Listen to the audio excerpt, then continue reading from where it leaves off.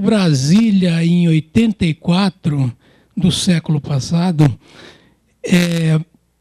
eu fui trabalhar na Secretaria Especial de Informática. E era naquele período em que estava nascendo o CTI, né? Então, eu acompanhei todo o processo de desenvolvimento até a extinção da Secretaria Especial de Informática desse centro, né? E a segunda razão é por motivo profissional mesmo. Muita gente que está aqui não me conhece, alguns me conhecem, mas eu conheço muito das empresas de vocês. Eu já fui gerente na área de equipamento médico da Anvisa, né, desde a criação dela até 2005. Então, eu tenho um sentimento das dificuldades que vocês têm e das exigências que vocês façam. Por isso, eu até parabenizo vocês diante de tantas dificuldades que tem que atender boas práticas de fabricação, certificação compulsória, e, além disso, ainda estão buscando essa melhoria na qualidade dos seus produtos, no âmbito voluntário. Era um setor que eu até esperaria que veria exemplo de outros setores eletroeletrônicos, onde as exigências regulatórias não são tão pesadas. Mas mesmo você tendo exigência regulatória pesada, assim mesmo ainda estão fazendo esse investimento, esse custo, estão tendo esse custo adicional, né? Bom, mas voltando aí à parte da política de ciência e tecnologia, nós tivemos um primeiro plano de 2007 a 2010, que é o Plano de Ação de Ciência, Tecnologia e Inovação. Esse plano foi bem articulado com outros órgãos governamentais, com a PDP, Política de Desenvolvimento Produtivo, do Ministério da Indústria e Comércio. Teve o Mais Saúde, que também foi do Ministério da Saúde, onde também o complexo industrial tinha uma posição destacada. O complexo industrial da saúde tinha uma posição destacada, né? E esses planos estão terminando, todos eles. O nosso terminou no final de dezembro de 2010. E deve ser lançado um segundo plano, que é o Plano de Ação de Ciência, Tecnologia e Inovação 2, que é correspondente a esses 4 anos seguintes, de 2011. Nós já estamos concluindo esse segundo plano, onde a área da saúde vai continuar tendo uma posição destacada. A característica do primeiro plano foi mais de aproximar as empresas do setor de desenvolvimento científico e tecnológico. Claro que o Ministério da Ciência e Tecnologia vai continuar apoiando a área de ciência, de pesquisa, que é a missão dele, mas ele introduziu alguns instrumentos, alguns mecanismos, onde chama as empresas para atuarem em conjunto com os institutos científicos e tecnológicos. Esses instrumentos, muitos desses instrumentos já são utilizados em outras áreas governamentais, tipo o BNDES, ou a própria FINEP, do Ministério de Ciência e Tecnologia, onde o investimento é feito nas ICTs, nos Institutos Científicos e Tecnológicos, desde que eles estejam vinculados a alguma atividade empresarial, né? Então, por meio indireto, ele apoia tanto o ICT quanto apoia a empresa, uma vez que parte do investimento que a empresa teria que fazer no desenvolvimento de produto ou de uma inovação, ela já está incluída nesse apoio governamental ao ICT. Entre esses instrumentos que estavam no primeiro plano de ação de ciência e tecnologia e deverá estar no segundo, está o Cibratec, que é o Sistema Brasileiro de Tecnologia. Eu não sei o quanto vocês conhecem desse sistema, mas no nosso site ele está bem detalhado. Se você entrar no site do Ministério de Ciência e Tecnologia, tem uma ideia muito clara, inclusive da situação atual em que está esse sistema, mas ele compõe de 3 componentes. Um componente são os centros de inovação. Um segundo componente são serviços tecnológicos, que tem a ver com ensaios e avaliações, né, de conformidade em produtos e processos.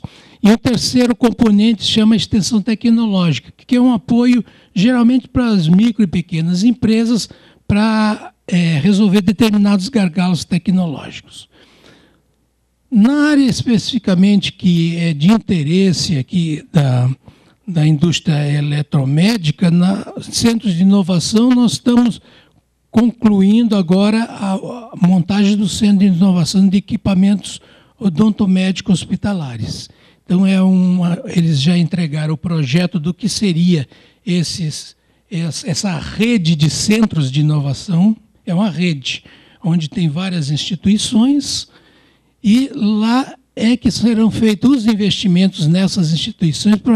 Agora, quem vai demandar sempre, a ideia do Cibratec é que quem demanda é a empresa. Se não tiver empresa agregada ao processo, não há um investimento junto às redes ou centros de inovação que compõem as redes. Na área de serviços tecnológicos, nós temos uma rede, que é a rede chama de produtos para a saúde, e dentro dessa rede de produtos para a saúde tem uma subrede de equipamentos eletromédicos, né, onde são realizados os ensaios.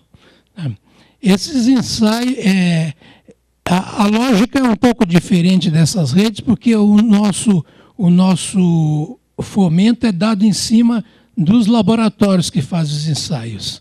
Então, a rede demanda quais são os ensaios que eles entendem que são relevantes, claro que demandado pelas empresas, seriam os interlocutores, digamos assim, entre as empresas e os nossos órgãos de fomento, que no caso é a FINEP, né? Mas o pagamento do ensaio tem que ser feito pela empresa normalmente.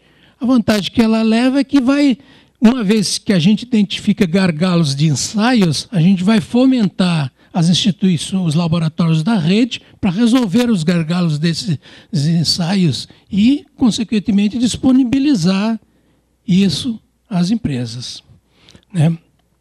E a terceira rede, que é de extensão tecnológica, ela visa, conforme eu disse, resolver pequenos gargalos de tecnologia. Os custos são até R$30 mil, onde, dependendo do porte da empresa, a contrapartida governamental vai ser até 95% para microempresa, ou seja, se você tiver um atendimento que seja de 30 mil, a empresa vai entrar, uma microempresa entra apenas com 5% disso, e o restante vai ser governamental, né? O próprio Estado, a lógica é diferente, porque enquanto as outras redes são nacionais, essas redes são estaduais. O Estado de São Paulo, por exemplo, tem a rede de extensão tecnológica dele e presta serviço em determinados segmentos. E um desses segmentos é o segmento odontomédico hospitalar. Aliás, é o único Estado que tem um segmento que pode ser atendido por extensão tecnológica na área odontomédica hospitalar. Então, eu não trouxe a apresentação, mas eu queria só dar uma ideia geral de que, com esse novo plano de ação de ciência, tecnologia e inovação, nós vamos ter uma continuidade. O sentimento que eu tenho, né? Claro que o ministro é quem vai falar no final, o sentimento que eu tenho é que nós vamos ter continuidade onde o apoio às empresas, esse apoio mais indireto, quer dizer, vamos continuar apoiando as ICTs, mas desde que esteja agregada a empresa. E claro que a ICT vai ter interesse em chegar até as empresas para atender essas demandas, né? Então, mais uma vez, eu parabenizo vocês, fico muito contente de continuar trabalhando nessa área de equipamentos eletromédicos, que é uma área do meu perfil profissional e que eu quero continuar, mesmo depois de aposentado. Obrigado a você. Nós é que agradecemos a sua presença, César. E nós estamos aqui numa semana no CTI, onde está havendo a eleição do novo diretor, e, com isso, o uso do auditório ficou um pouco demandado mais do que o normal, né? E então nós estamos conseguindo chegar no horário programado, mas só fazendo, então, alguns avisos conclusivos. Bom, em primeiro lugar, nós estamos trabalhando, como fazemos desde o início, buscando novas fontes de recursos para poder viabilizar o acesso, ou pelo menos facilitar o acesso das empresas aos ensaios, a todos os custos envolvidos. Então, nós temos aí um aporte substancial de recursos para pagamento de vários especialistas, né? E, além desses que já existem, então, dentro das redes Cibratec, também nós já estamos trabalhando no sentido de conseguir mais recursos. Nós estamos buscando também, junto aos laboratórios, como é o caso do IPT, tudo aquilo que a gente consegue em termos de facilitação de pagamento, diminuição de custos, né? Em termos de ações de natureza legal, dentro do que se chama marco legal, nós sabemos que um dos principais instrumentos para a mobilização da sociedade são as compras governamentais, porque o Estado, o governo, é o principal comprador em todos os segmentos, não é só no eletrométrico, não. Em todos os segmentos, o Estado é o principal comprador. Então, dentro da Política Nacional de Resíduos Sólidos, se aponta claramente na direção de favorecimento de compras de produtos ambientalmente adequados. Então, independente dos movimentos internacionais, aqui no país, a tendência é que os produtos ambientalmente adequados sejam cada vez mais valorizados. A transformação da IECQ internacional numa norma nacional da BNT é um grande facilitador, porque nas leis de licitação existe um dispositivo que contempla o favorecimento e até um acréscimo no preço para empresas que atendam normas de interesse do país, né? Também gostaria de lembrar o que já foi dito, no sentido de que cada empresa deve eleger um produto-alvo que será o objeto, né, desse projeto, naquela ideia de fazer um piloto dentro da própria empresa. E o Ambientronic é um conjunto de ações, como já foi dito, e nós teremos, quarta-feira que vem aqui, um evento muito interessante, está muito pequeno, não tem como aumentar isso aí não, Marcela? Um evento aqui nesse auditório, é gratuito, que não é ligado ao projeto piloto, né? Mas que eu acho interessante, por exemplo, de vocês convidarem mais pessoas das empresas, isso, tá? Para ouvir cases, os casos, né, dessas empresas que já fizeram muito movimento nessa direção, a visão também de pesquisadores de universidade que estão trabalhando com isso. E esse vídeo que está sendo feito, né, está sendo gerado agora, que eu acho interessante também, nós vamos disponibilizar a vocês, e vocês mostrarem para as outras pessoas da diretoria, para funcionários da empresa, como mecanismo de sensibilização e mobilização das pessoas. Tá? Então, agradeço a presença de todos. Os slides que foram apresentados vão ser disponibilizados.